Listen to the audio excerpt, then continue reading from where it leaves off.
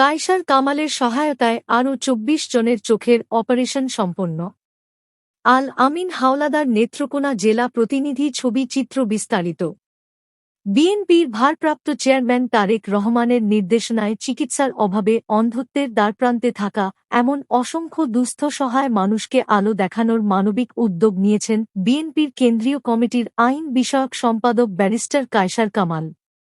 এরই মধ্যে পঞ্চম ধাপে ২৪ জনের চোখের অপারেশন সম্পন্ন হয়েছে।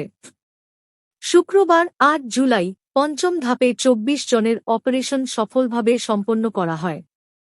এর মধ্যে ৪ জন মহিলা এবং ২০ জন পুরুষ এবং আরও ৯ জন হার্টের সমস্যা জনিত কারণে অপারেশন সম্পন্ন করতে পারে নাই। জানা যায়, ময়মনসিংহের কে জামান বিএনএসবি চক্ষু হাসপাতালে অপারেশনের মাধ্যমে চোখের আলো ফিরে পাচ্ছেন নেত্রকোনার দুর্গাপুর উপজেলার সাধারণ মানুষ। শুধু অপারেশন নয়, রোগীদের থাকা খাওয়া, যাতায়াত, ওষুধসহ সব খরচও বহন করছেন ব্যারিস্টার কায়সার কামাল নিজে। স্থানীয় সূত্রে জানা যায়, এই উদ্যোগের অংশ হিসেবে দুর্গাপুর উপজেলার বাকলজোড়া ইউনিয়নের গুজিরকোনা গ্রামে একটি ফ্রি মেডিকেল ও চক্ষু চিকিৎসা ক্যাম্পের আয়োজন করা হয়। সেখানে চিকিৎসা নিতে আসা ৯৩২ জন রোগীর ছানি অপারেশনের জন্য তালিকা প্রস্তুত করা হয়। তারা সুস্থভাবে স্বাভাবিক জীবনযাপন করছেন। পর্যায়ক্রমে বাকি রোগীদেরও অপারেশন সম্পন্ন করা হবে। তারও আগে প্রায় ৪০০ এর অধিক মানুষ চোখের আলো ফিরে পেয়েছে কায়সার কামালের সহযোগিতায়। অপর একজন রোগী বলেন, চোখে না দেখার কারণে কাজও করতে পারি না। অপারেশন করলে ঠিক হবে। এখন সেই স্বপ্ন বাস্তবে রূপ নিচ্ছে কায়সার ভাইয়ের কারণে।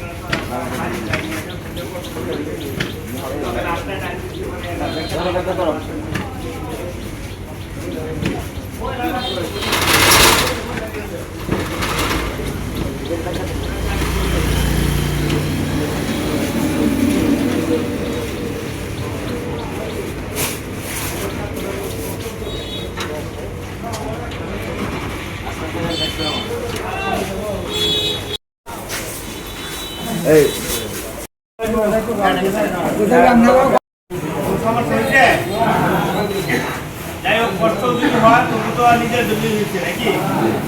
আমরা যাতে আল্লাহ রাব্বুল আলামিনের দয়ায়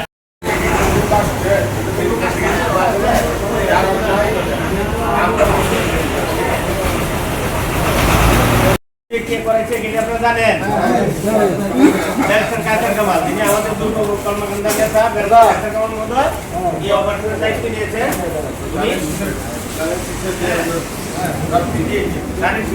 উনি আমাদের এই দায়িত্ব নিয়েছেন এবং তিনি এই অপারেশনটা করাইতেছেন ওনার নিজ অর্থে। আমরা কি করবো, সবাইকে আমরা ব্যারিস্টারের সঙ্গে দোয়া করবো তো নাকি। এবং ওনার যে প্রার্থীটা নিয়ে আসবেন, উনি যে চিহ্ন নিয়ে আসবেন, সেটা আমরা জানি ধানের শীত।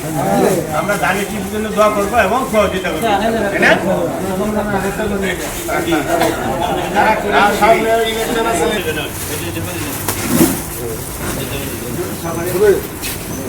মোটামুটি হয়ে যাবে, কোনো ভালো সবাই দিচ্ছে না।